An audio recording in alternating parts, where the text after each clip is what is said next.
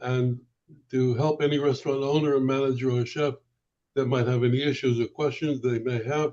And we invite you to give us a call at 561-620-8888 or go to our website at trnusa.com. Good morning, everybody. I see Paul is here for the some more information. That was one of the topics I wanted to bring up today.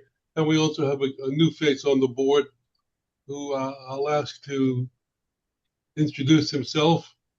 Just tell us who you are, what you do, where you're located, and how we can help you. Mark Moeller. Mark and I had a meeting this past week, and I invited him. So it's my fault. Good morning, everybody. Mark Moeller. I am a 44-year veteran of the restaurant industry. Spent 18 years in corporate America. Last 26, I've been an entrepreneur, everything from a restaurant consultant to a fractional chief operating officer. I've been partners in 6 restaurants. I am located in Westport, Connecticut, and I am actually starting to focus a little bit more on the Florida market, though I do work nationwide.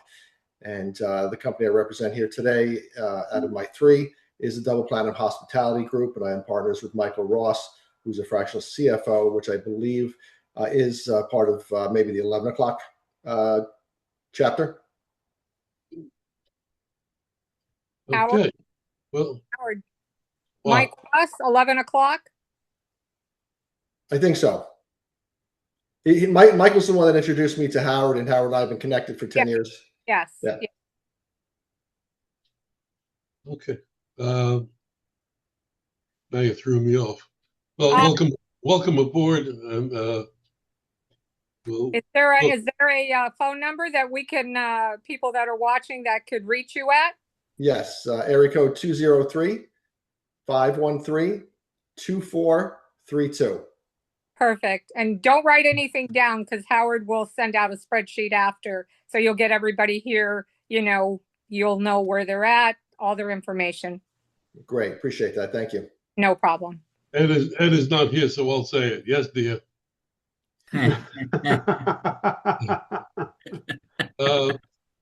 Since this is our, I won't say new format, but adjusted format, I want to go through a couple of things before we do our regular intros. I think a good way to start the meeting may be if anybody in the group has what we can call good and welfare or wants and needs. If you have anything that you want to say, maybe somebody in the group you did some business with during the week, got an intro. If you want to just a shout out to somebody in the group, now would be a great time to do it. Anybody? Okay. Anybody have anything that they need? Yeah. Kurt referred me to somebody. I'm trying to work with him on one of his clients. We'll see what happens. Again, thanks, Kurt. Mm-hmm. Howard, is Tracy Ark in this normally here, or is she in our Wednesday group? She's in the 11.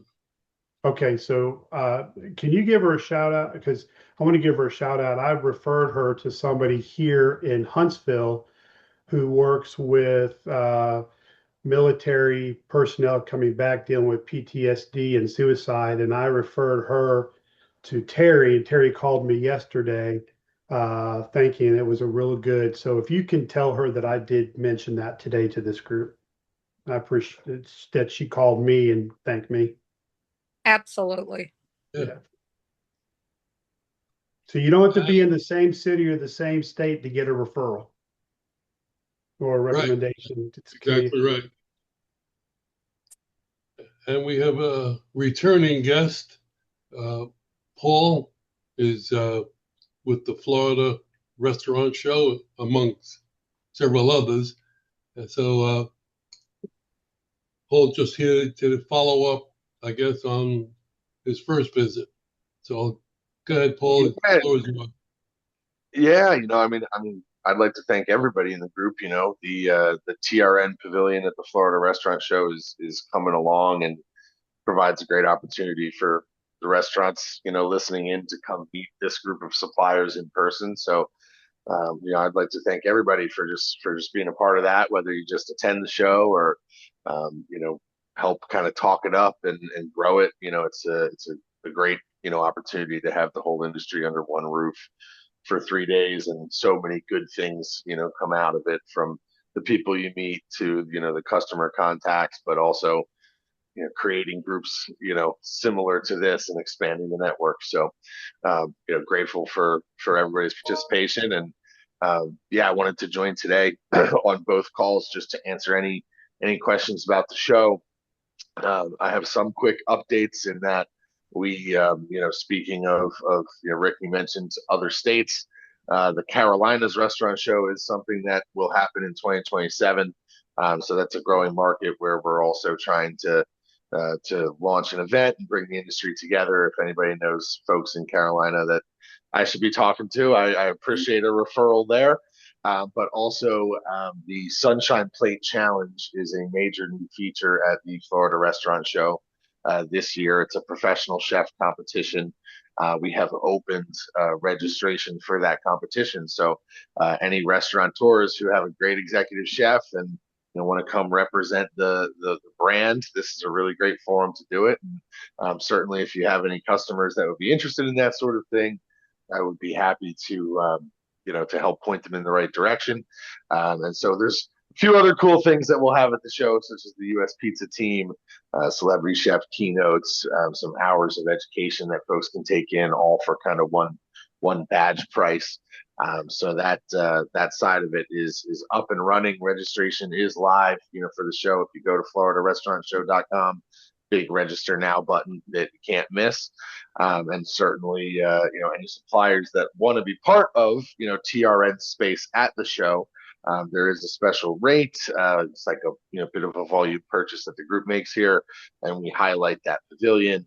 And so, restaurateurs listening into this, make sure to take a look at the floor plan and go find these guys when you're at the show. There is one company, Paul, who's in this group that was considering taking a booth, and I expected them to be here today, but not yet.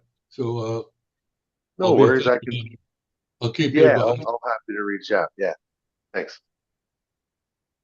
Have anybody have any questions for Paul at the moment? Mark, so just for your information, at the show over the past few years, we've had what Paul has given us a name, a TRN Pavilion, where we have our members exhibit at the show all in one row. Last year, we actually had 18 of our companies exhibiting at the show with 10 booths in a row. So it was a great presence. And what's great about it is when people come to the show, we're able to direct the attendee to a booth that they might need services from. So it's great to walk the show to see what's going on.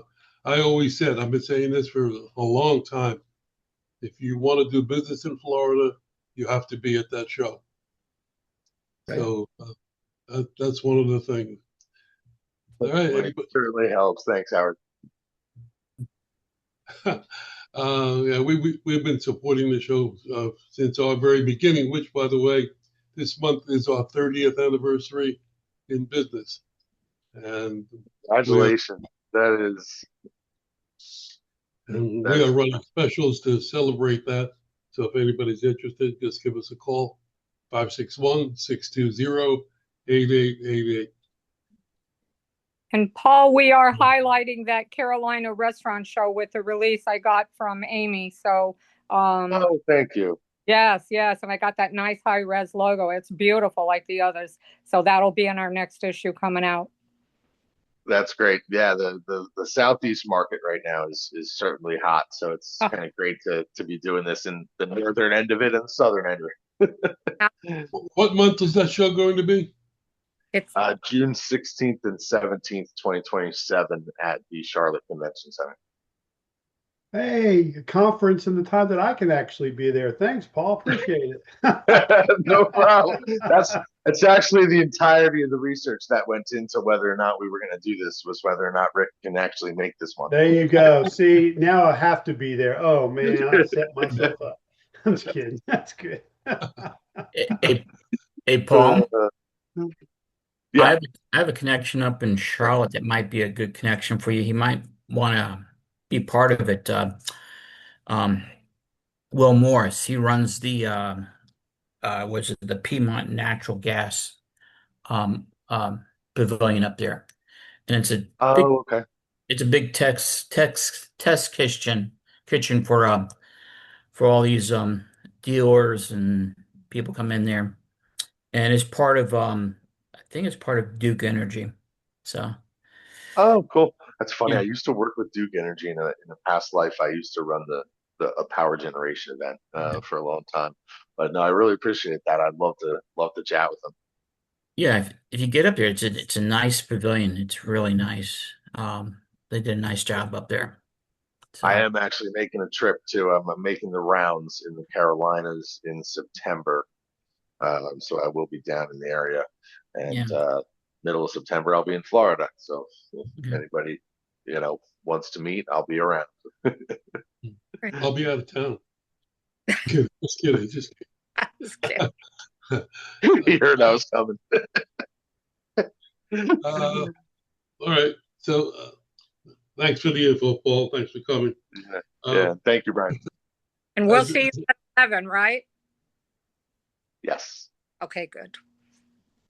Just as a point of information, this coming Tuesday at 5 o'clock, I'm going to be on a podcast where the host is going to be interviewing me for an hour. I've never been on a podcast before, but I'll do my best. I'll try to get this information about the show on there as well. I appreciate it. What podcast? I'll send the information out to everybody so if they want to. It's a actually a radio show that's going to be audio broadcast. It's not. I don't think it's video. So as soon as I know the information, I'll let everybody know. It's exciting. All right. Definitely. Yeah. Let's do our intros. And Mark, I'm going to come back to you after you see what we do so that you can add or change anything that you want to say. Sounds So good. I want to start out with, let's start out with Rick. I'm going to go across the board. Good morning, everybody. Rick Israel with Lifeline Insurance Consultants based here in Huntsville, Alabama. We are an independent insurance agency brokerage firm that helps not only individuals, but also group benefits, and especially in the restaurant industry. And real quick, I just want to mention that I know in the restaurant industry, there's a lot of turnover, and I'm sure Chris can attest to that. And one of the main reasons is benefits. They're afraid to spend the money on benefits because they're trying to control all their costs, but it's hard to keep good employees when the benefits are not there. So we are focusing on restaurants, but finding issues where restaurant owners are afraid to take the basic, simple stuff, the long-term, the short-term disability, the accident, critical illness, which are very inexpensive. It's worksite benefits, which means it is nothing paid by the employer itself. It is all paid out of paycheck deductions from the employee. And the employee can take it or not. So we're focusing on that big time. We also focus, and this is our time of the year for Medicare. We help individuals that are coming off group employee benefits enroll into Medicare. There will be a lot of changes coming up this year. So if I can be of any help, and you know who you are, you can give me a call, 256-746-9581. And remember, we are Central Time Zone. I think I'm the only one here that's Central Time Zone today. So thank you. Hey, thank you. Hey, Kurt is here. Nice to see you, Kurt. Hey, Howard. Good morning, everybody. My name is Kurt Hayden. I'm with Spot On. We are the #1 rated restaurant technology point of sale company in the United States, according to NerdWallet, G2, and Capterra. We do everything. We're a one-stop shop. So if you need a website, if you need point of sale, if you need credit card processing, if you need online ordering, if you need reservations, we do everything. And the real difference between us is we still believe in boots on the ground. We still have local reps that are there to take care of you. We still have our offices in my area. We have offices in Tampa, Orlando, and in Polk County that will actually show up. So if a terminal goes down or a printer goes down on a Friday night in the middle of the dinner shift, we will have somebody there within the hour to actually replace the printer. So it's a really big difference, and that's something that our direct competitor, the burnt bread can't do. So that's where we are. We're spot on. Yeah, and if anybody has any questions, you can reach me at kurt.hayden@spoton.com, or you can reach me on my cell phone, 727-667-3825. Appreciate you, Howard. Thank you. Brian, good morning. Hey, good morning, everybody. I'm Brian. I'm with a company called Rogue Financial Group. We are a commercial equipment financing company. I primarily focus on in the hospitality side. Um, I work with existing business, startups, franchises, and what I do is I work with dealers or the end users. Especially if a dealer brings me a client and needs help, I do commercial financing. I'll finance all different types of equipment from the front of the house to the back of the house. And again, startups work all over the country. And again, I'm with Rogue Financial Group. I can be reached at 404-723-7222. Thanks. Okay, thank you. Let's go to Nick. Good morning.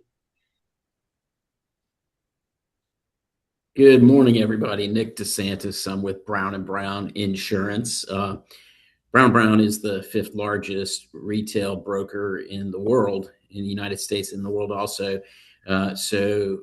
We are big enough to handle any size client, but also nimble enough to deal with an independent. A good client for me is any multi-unit restaurant chain, anybody in the hospitality business. We do everything. We're a general lines agency. However, I focus on two lines mainly. It's the hospitality, and I do construction as well. But in the hospitality industry, anybody that's opening new stores, or anybody that is having pain or is frustrated with certain parts of their insurance are a good client for me, a good referral. So for me, like to solve the problems. We've been very successful at moving, small to medium sized chains into master policies or captives, depending on the particular type of business, how they've been operating over the years and where they are and other factors. So we can look at it and say, okay, maybe you're a better fit for here instead of having independent policies, or maybe you're a better fit for independent policies like perhaps a franchisee. So Nick DeSantis, Brown & Brown Insurance, 386-299-9540. Thanks. Thank you. Chris, good morning. Good morning, everybody. Chris Kaufman, Restaurant All Stars. We provide restaurant talent, management, chefs, corporate people, and we primarily work throughout the Southeast United States. Because of technology, I can literally work right here in Vidalia, Georgia, home of the Vidalia Sweet Onion. And Vidalia is a nice little town, a lot of older folks, a lot of old people and their grandparents. The average age, according to the last census, the average age in Vidalia is deceased. But Layers to this town.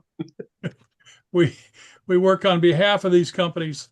For example, I have a company that right now is really struggling to find an executive sous chef. Now, that's a different player than an executive chef, because executive chef is the be all and end all, everything from A to Z in the kitchen. It's different than a sous chef who is learning his profession and is growing and is on the way up in his or her career. So the executive sous chef, it's kind of like a vice president, if you will. It's not the president, it's not the director of operations, it's the vice president. However, the executive sous chef has to have the leadership that an executive chef would have, because should the executive chef falter or be taken out of the equation, the executive sous chef needs to step right in. And we're currently working with a $12 million restaurant over in the Hilton Head part of South Carolina. And that's where the opportunity is. And it's about an $80,000 to $90,000 position with a whole grocery list of benefits. And but Rick, I appreciate what you said about companies that don't have benefits. And I'll be talking with you later on today or no later than the first part of the week because I'm starting to see some others companies like that rear their ugly head with they don't have benefits. And then to hear that they actually could have benefits at no cost to them, I'm sure will turn some heads and be very exciting. But Chris Kaufman, restaurantallstars.com, 404 All-Star, 404-255-7827. Been doing this wonderful business since Ronald Reagan's first term, and we continue to press on. Come back to see us. Besides the benefits factor, why do you think you're having so much trouble filling that? Supply and demand. There's a lot of supply at the executive chef level. There's a lot of supply at the sous chef level. But and they will look at a sous chef because there are sous chefs with 10 years experience and there's sous chefs with 10 weeks experience. So, but it's been challenging, partly because Hilton Head is a very expensive place to live. So therefore, if you do live on Hilton Head, you better have a roommate. However, there are some really nice suburban areas within 25, 30 minutes of the restaurant in Bluffton, South Carolina, Pooler, Georgia, even Beaufort, South Carolina. But it's supply and demand because who can handle the number 2 culinary spot in a $12 million restaurant is a very small list of people. So. So a chef coming out of a culinary school wouldn't cut that. They wouldn't qualify for that job. They'd have no interest whatsoever. Right. They've literally told me no culinary school graduates or recent graduates. Now, if they went to culinary school 10 years ago and they have 10 years experience, hey, we'll talk to them. But these kids coming out of school right now, you ask them how to figure food cost on a $40 steak, and it's like kryptonite. Yeah. It's I think that's the biggest thing is, if I'm going to be, I'm going to be a beautician, I'm not going to go to some sort of school that's not going to teach me how to cut hair. Okay. They think that I had to teach my son. He was working for Chick-fil-A at the time and he wanted to go to the kitchen. I said, son, do you know how to wash a toilet yet? He goes, no. And I said, learn how to wash the toilet and then you can go work in the kitchen. You got to start at the bottom and then work your way up. And these kids coming out, they think they're entitled to getting $90,000 a year because they think that they know how to cut a tomato or an onion. Mm-hmm. Or turn a carrot into a rose. Exactly. Yeah. Hey, Chris, I have one quick question for you. Do they still have that culinary school in Atlanta? I guess what was his name? Joe, what's his name? That guy. Can't remember Joe's last name, but that was up there by Perimeter. Is that still there? It was part of the Art Institute. Oh, Did they saw that culinary school? Probably not. I think it's called the Atlanta School of Culinary Arts. Maybe that's what it was. Yeah. Yeah. It's good. I mean, it's I wouldn't poo-poo anybody going to culinary school. Yeah. But it's a matter of, like Rick said, understand the expectations, understand where you are in the supply and demand equation in the industry. Yeah. We hear watching this. We hear all the time how staffing is one of the biggest challenges, and the content at the show is always inclusive of sessions around how to help restaurants manage that. So, Chris, the service that you're doing is, I imagine, not easy, but very vital right now. Yeah, it's vital. I mean, it's because the focus is more and more on the quality of the food. And that's also a definition of value. What do we pay $40 for? And how good was it? It was great. Okay. It was like, nah. Well, yeah, I'm not coming back. Yeah. So We have an article coming out on Monday morning, which is already posted on our website, and it's basically what will a restaurant look like in the year 2030, integrating AI and robotics. Interesting article. some of them will look like closed. Yeah. Yes. Yeah. Yeah. All right. If anybody's watching and they have any information they can give to Chris, 1-800-ALL-STARS. Did I get that right? Well, No, 404. 404. Oh, 404 All-Stars. Do not call 1-800-ALL-STARS because that'll be the, never mind, I won't go No, there. you'll probably get you'll probably get Mercedes or Ambrosia or somebody like that. Yeah. Yes. all right. Let's go. Get me out of this, Steve. Oh, good morning, everyone. I'm Steve Whitehill. I'm a business broker. I own Anchor Business Brokers, go figure. Today, let's see, I work predominantly in the state of Florida. I've got 420 restaurants available for sale right now in the state.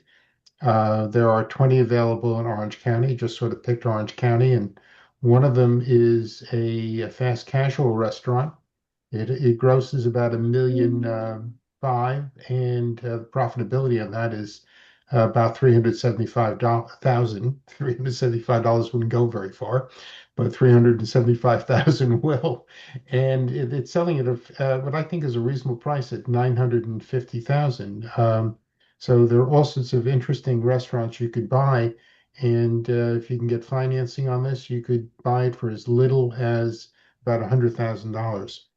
Because with financing 10% down, well, with the restaurant, they might want a little more, but you'd be surprised what you can get into with not very much money down. So you can get all sorts of good things, and I can help you with that. Steve Whitehill, Anchor Business Brokers. I can be reached at 561-376-7500, or you can email me at steve@anchorbb.com. Thank you. Okay, thank you. TRN Terry.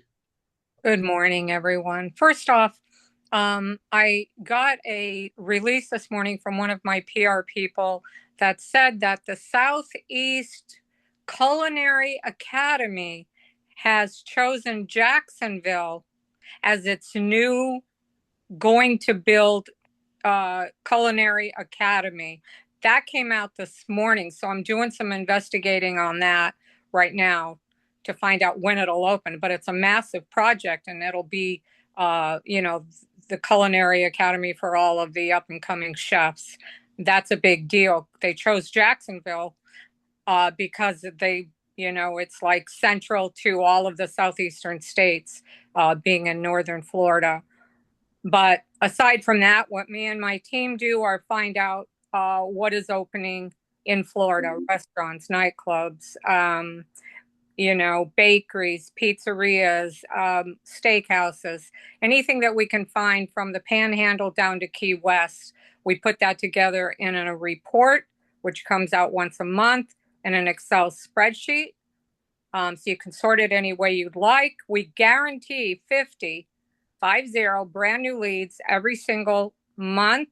It has been 70 to 80 a month, right, Nick? At least, and up to 90 every single month. And that doesn't count the ones that are above the red line that have newly opened.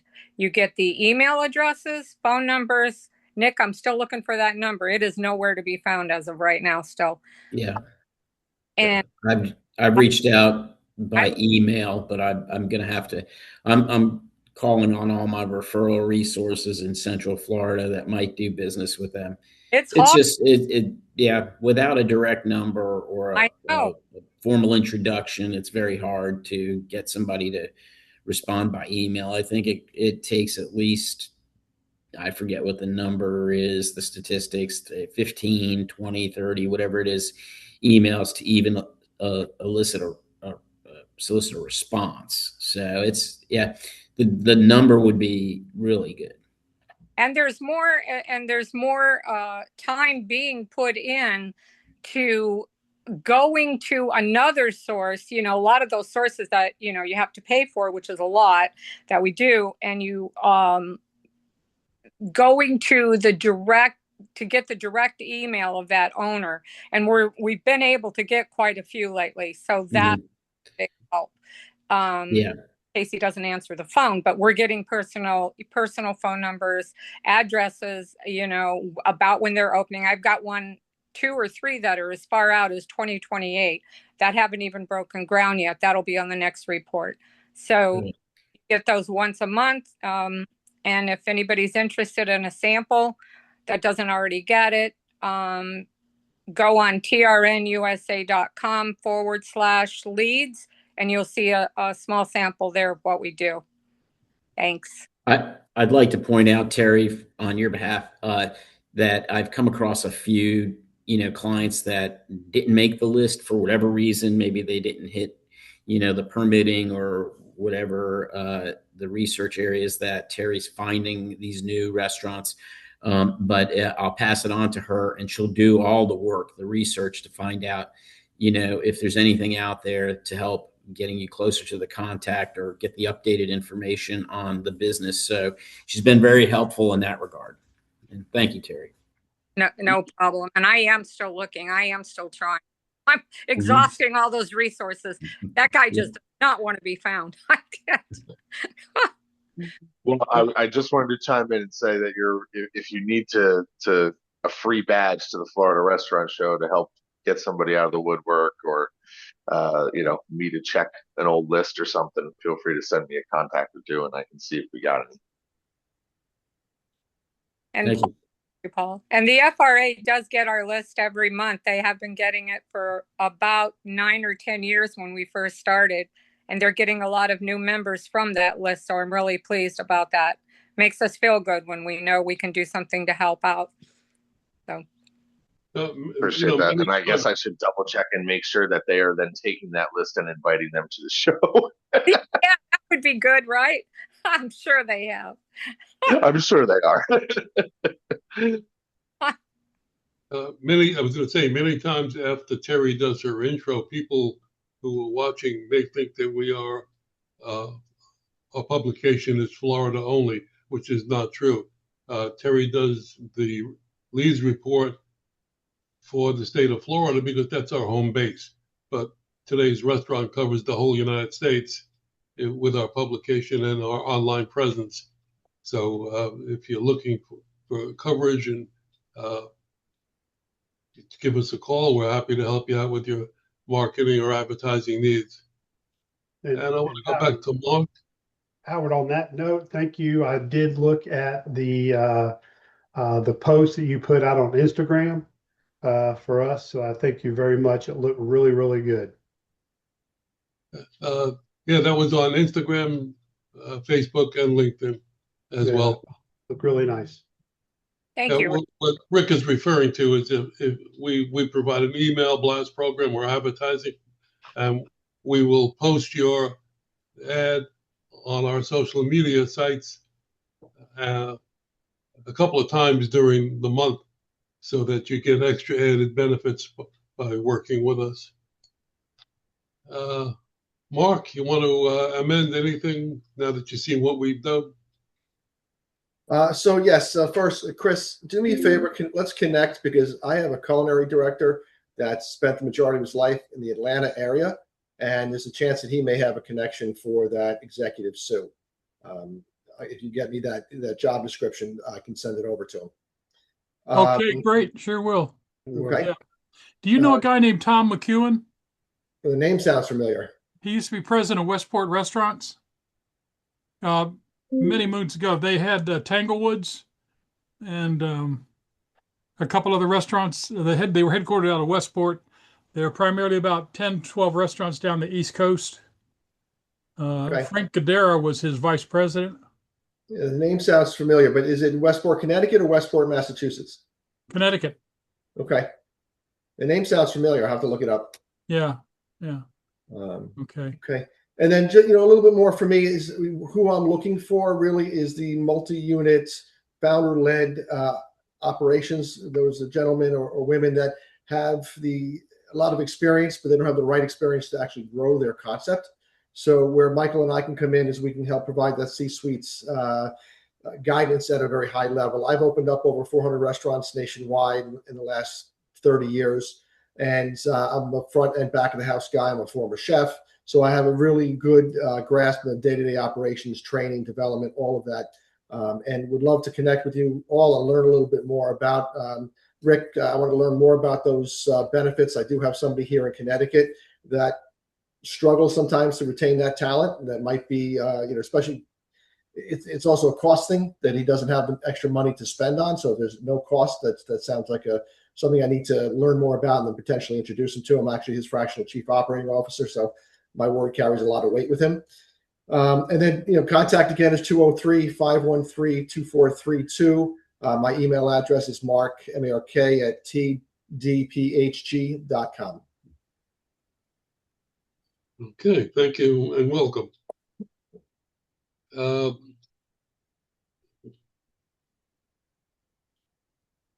I want to again bring up the topic of presentations.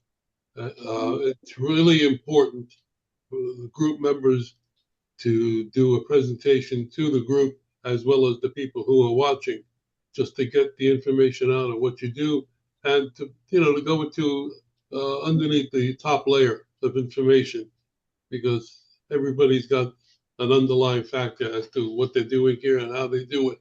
So if you want to schedule an appointment to do a presentation, anybody want to volunteer now? I want to get Steve. I'm doing a presentation, not at this moment, but I know. Tell me when you want to do it, and we'll schedule it. Okay. Next week I can't do it. I'm going to the deli. No, I'm kidding. We're all going to the deli next week. Oh, Steve, put my name on the list so I can drop them off. Oh, okay. One of these days you'll show up. What everybody doesn't know, there is a For those of you who don't know, Steve moderates another group on the Wednesday morning, which is not restaurant related. And once a month we meet for lunch at a country club, and they have a deli that hand carves the meat for everybody, and it's out of this world. And we look forward to it every month. And the other part of it is that you get so much food, and it's like I think it ends up with the tip, everything and the drink, $18. I eat the deli for the next 3 or 4 days. I mean, that's how much they put on your plate. It's just crazy.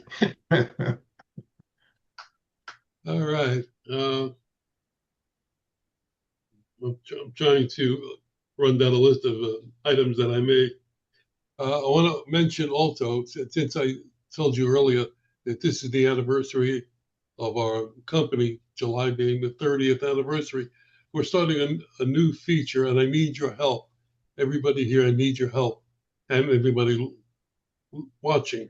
We started what we call the Today's Restaurant News Forum. What that is that everybody in the restaurant and anybody in the world is not specifically one layer. There's things that we all have an opinion on, have a problem with, want to make a comment about, and this is going to be sort of like a clearinghouse for people in the industry to send us a comment or a question or a problem, and we'll do our best to answer it if it's a question. And if I can't answer it per se, I've got a cadre of experts at 9 o'clock and 11 o'clock who can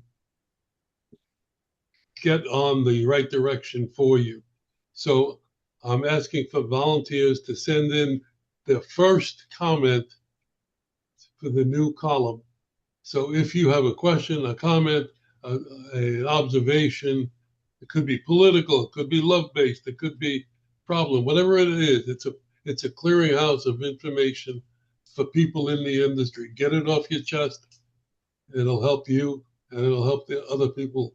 So just send me an email at info@trnusa.com And I know there are people out there with a lot of opinions, and let it rip. We're here to help. Steve's smiling. I know he'll be the first. It's called Dear Howie. You're happy. The Howie squares here. What does John Bond call me? Howie Howiewood squares. Hollywood Squid. Oh, yeah. All right. Let's see what else did I have. I tell you what I'm tired of hearing is people that you call a company and says we're experiencing longer than normal hold times. Ugh. Well, hire some people. Hello? They know they don't have to because you'll hold because you have no TV or internet. Or get a better AI, one or the other. And they're in another country, so you definitely will hold. They don't have to. And that is the truth. I've been experiencing lots of that lately. My wife and I just moved into a house that we spent 8 months out of while we renovated it. So we've bought a lot of new appliances lately, brand new appliances, refrigerator, washer, dryer, both of them, service calls required, like immediately not working upon installation. I'm like, if that's not a 2026 modern appliance for you, I don't know what is. And let me tell you about the number of not people that I spoke with before we got a service person out. Hey, Paul, I've got a great relationship with the AI. Before I went That's the kind of information we want to put into the forum, because everybody in the industry is not uni-focused on the restaurant industry. There's other things that impact everybody in their life, their daily life, their daily beliefs, whatever. Send a couple of sentences to us. And I've got a good one that I'm for the restaurant industry actually, because there's a courtesy that I'm curious if anybody when they go to restaurants is ready to see this courtesy disappear. And I know some POS systems have gotten rid of it, but the practice of dropping off the check and then leaving and then coming back and getting the check, as opposed to dropping off the check or coming with the payment machine and just being able to scan. I would be curious. I think that's an interesting one for that forum, because I bet you there's a lot of people that have opinions on both sides of it, right? Like they don't want someone hovering over you while you fumble around with your payment selection. Or for me, I'm like, I'm ready to get out of there. Like, why are we wasting this time? And That's me totally. well, it's Kurt's the guy to talk to. What kills me is I don't like that, Paul, because it's like they're looking over to see how much we're going to tip them. Right. I mean, that's part of it too. Yeah. So, yeah. Well, if you go to Texas Roadhouse, they have those things on the table and you can pay right there. And that's what I love. I wish every restaurant had those. I pay. Chili's does it. Red Robin's does it. Howard's a big hurry for. I said, I've eaten. I want up. I want to go. I'm done. Oh, I am. It depends if it's fine dining or a restaurant. Yeah. Or a casual dining, excuse me. If it's casual, drop off the check. I don't care. Fine dining, don't drop it off till the end of the meal. Right. Yes. I don't want to feel rushed. Let's talk about tipping real quick. I go to this other networking group in person. I go once a month to this place. I don't know if you would say I guess you say middle of the road food, not fast food, not fine dining. So you go there. I guess there's probably about 25 of us a meet. She comes around with her little handheld, and she takes her order. But on top of it, they already put 18% on there. Okay. Then when you go give her a card, she expects another tip on top of a tip that you already put in. Like, okay. I'm like, so, I'm sure she's not real happy with me, but I just, I didn't put any more tip in there because it was already 18%. And all she did was took my order and then some food runner brings me a salad that cost me like $16 for a Caesar salad. I was like, okay. So, but yeah, I was like, okay, I'm Well, sorry. Brian, I think a lot of those companies are adding that in there. Yeah. We had a situation here in Huntsville where the main arena, the Von Braun Civic Center, was facing a lawsuit against the city because when you do a debit card, credit card, or cash, you're required to post before you purchase that this is going to be this price Yeah. with it and without it. Well, the Civic Center didn't do that. And so the city attorney told the Civic Center, if you don't remove that, this is a Mhm. class action lawsuit waiting Yeah. to happen. Their excuse is, well, since the city didn't give us enough money for renovations, we want the public to pay for it. Hmm. And we're like, wait a second, no, sorry. And I mean, people went ballistic, but I've got a friend of ours who says, well, I don't think they should up charges if I want to use a debit card. They decided to take the POS system. What, well, and I said, well, okay, if you don't want to pay it, they're going to raise the prices. Well, that's not fair either.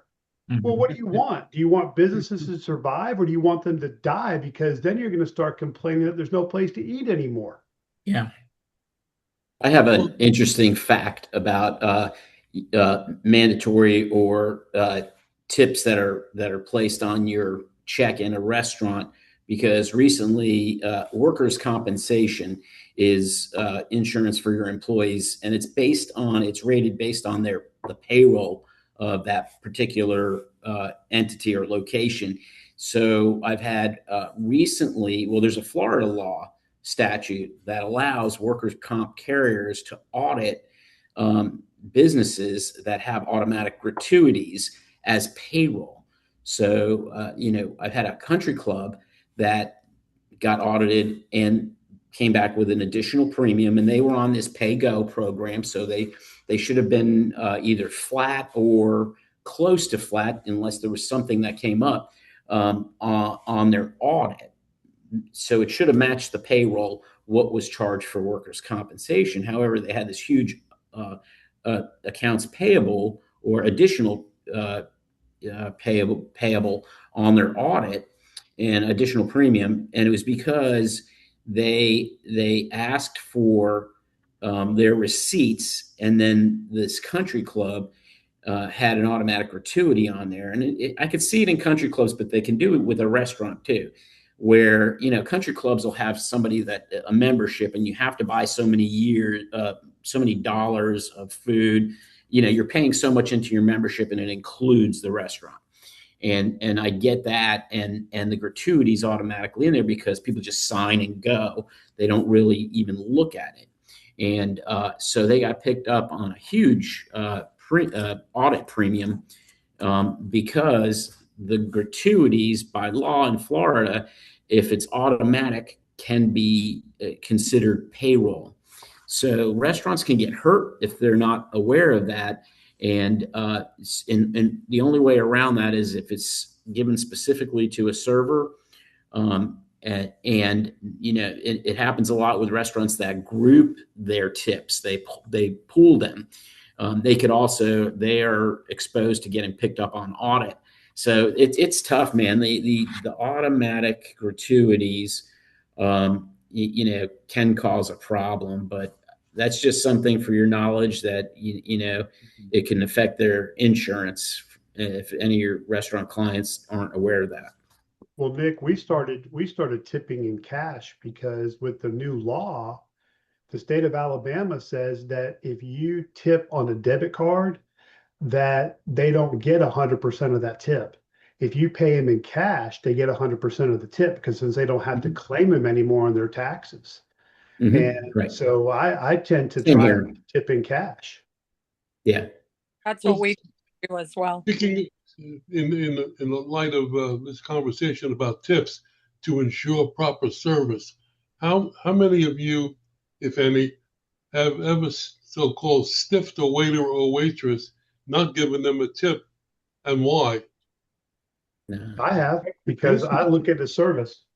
I look at the service. I mean, we went to a new restaurant Saturday. It's been around for years and we didn't know about it, but my daughter said, "Hey, I've seen this on Facebook." So we go. Really great food, but what really got me was the owner's son is walking around just talking to the customers, just conversation. I mean, his kid's like 10, 11 years old. He's seating them, getting their drink orders. He's not going to the kitchen or anything like that, but it's just the entertainment behind it. I tipped the server a little bit extra money just because of the environment and the fact that the food was really good. I mean, so there's certain aspects that I look at in a restaurant. Yeah, but if your server delivers food to you at a restaurant that you frequent often and you love the food and the food comes out not to your liking that night, do you not give the server a tip or do you amend what you normally give where it's really not the server's fault? Right. The food No, has I nothing tip to do with regardless, service. but I think if the server isn't providing accurate or good service, or if it's really poor and it's noticeably poor, um, a small tip like 10% would send the message that, you don't have to tip them either. That would also send a message. But if it's a restaurant that I enjoy and I support, and part of them employing good quality staff is that the staff's dependent upon the tips. Um, that's just kind of like it's here there, you know. But yeah, if it's not their fault and it's the food that comes out bad, Howard, I can't see penalizing the server for it. Mark, you wanted to say something? Yeah, I was saying food has nothing to do with service and should have nothing to do with the tip, because the kitchen doesn't see any of that in most states, if not all. But I have never stiffed anybody. I think the worst I ever did, I was probably 15 years old and I left a penny for a very rude server. It was also in a Denny's. And then I went to the manager right afterwards, though, and I said the reasons why she got a penny tip, right? I was a 15-year-old kid. What did I really know? I was just getting started in the business. But I will still tip my customary, 20%, probably to even bad service. But I will absolutely have a conversation with the owner or the manager, and I'll follow that up the next day with an email. But it's part of what I do, right? As a front of house guy, somebody that does a lot of training, a lot of growing of restaurants. I cannot not tip. I understand that people have bad days, and I hope that they don't treat the next person the same way.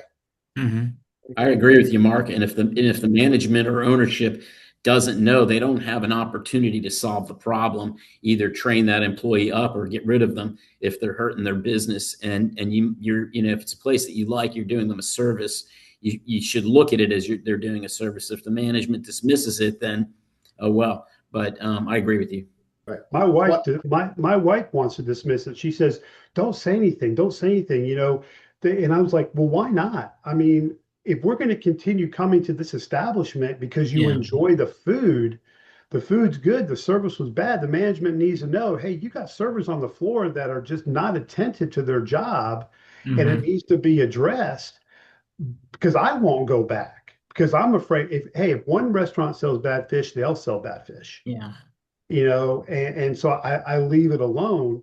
But to go back, Mark, with what you're saying about the servers is, it's not the server's fault if the kitchen only has two cooks. We visit a franchise restaurant here quite a bit, and ever since COVID, they can never get back on track with getting the service because they only have two cooks. And if one calls out sick and you got a manager having to play cook, who's running the house?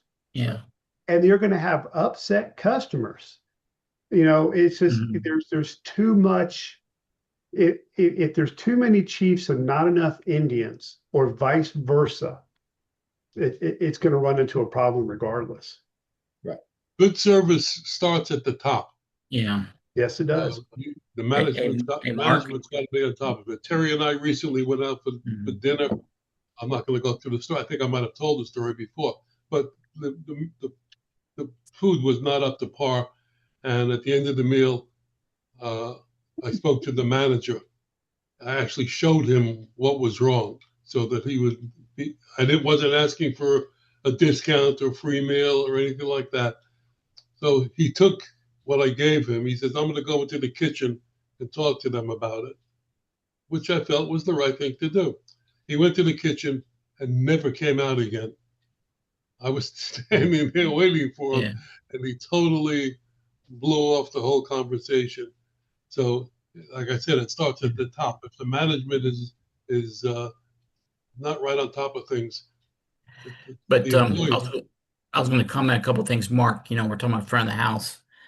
What annoys me, because I'll go out and I'll observe and I kind of like watch the servers, kind of see what's going on. And periodically, you'll go to a place and servers some don't care about serving you, or they do but they don't. I'll go and watch them, and they'll go in their little corner and they're on their phone. I'm like, come on, on their phone, or they'll come and they'll forget where the food goes, so they are auctioning the food off at the table. And I'm like, okay, that's mine, that's hers, whatever.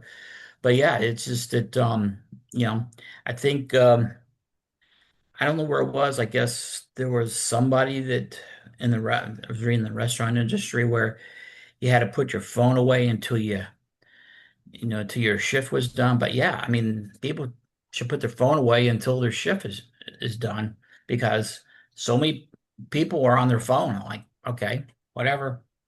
So, yeah. Well, I had to talk to a manager one time because I came into the restaurant. He knew who I was, and we talked back and forth. He says, "Hey, I want you to try our new appetizer." So he brought over the new appetizer, and I tried it, and I gave him some feedback. And then it happened to hit the bill. I said, Wow. time out. Yeah. I said, come here. I said, I didn't ask for this. You told me you wanted me to try it. Oh, yeah. Let me, I'll take care of that. Yeah, right. So I shot him. They didn't think you'd pay. See that, I think that's an issue also, is every time we go out, I look at that bill, because I want to make sure that they didn't throw something on there that wasn't supposed to be there.